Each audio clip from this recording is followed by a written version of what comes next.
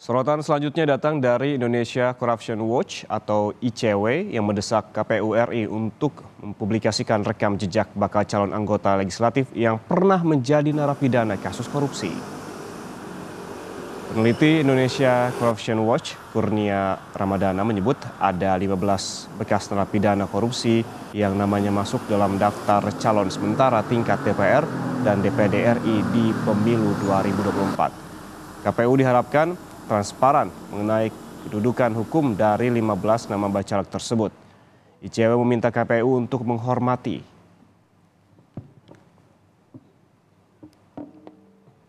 Setelah ICW telusuri, ternyata ada 15 mantan terpidana korupsi yang sedang berupaya untuk mencalonkan diri sebagai anggota legislatif, baik di tingkat DPR RI maupun Dewan Perwakilan Daerah.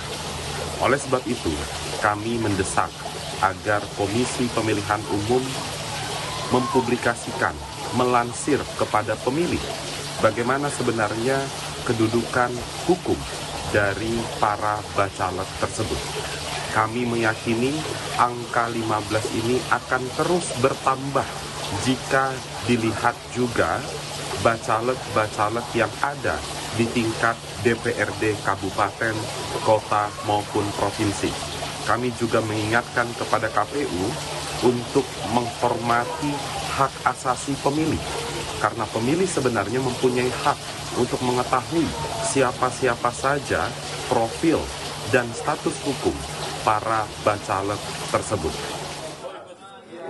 Politisi yang juga anggota DPR RI dari fraksi PDI Perjuangan, yakni Masinton Pasaribu, menyebut KPU harus konsisten dengan putusan Mahkamah Konstitusi tahun 2022 dan 2023 bahwa mantan terpidana yang dituntut 5 tahun penjara tidak bisa serta-merta maju untuk dicalonkan.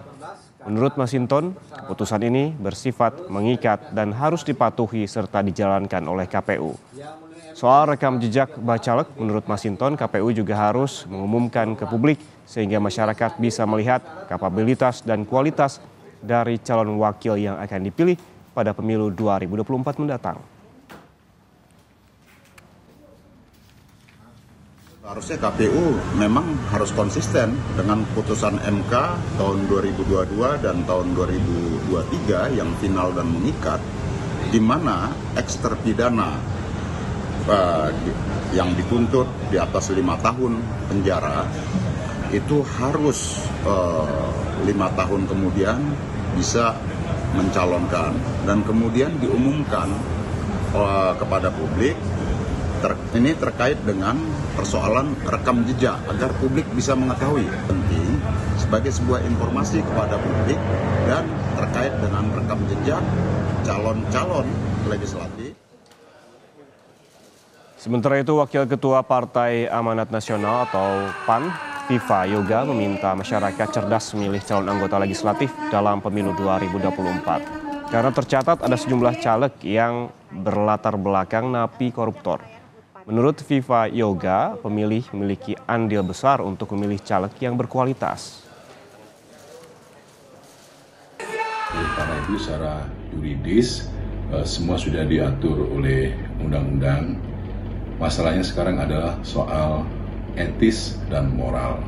Soal etis dan moral menimbulkan persepsi yang pro kontra di tengah-tengah masyarakat. Oleh karena itu, Partai Amanat Nasional berharap agar pemilih sebelum melakukan pemilihan harus betul-betul mendalami, menghayati, memahami siapa yang akan dipilih. Karena prinsip memilih itu adalah one person, one vote, one value. Setiap satu suara sangat berharga untuk peningkatan kualitas demokrasi. Jadi pemilih harus cerdas,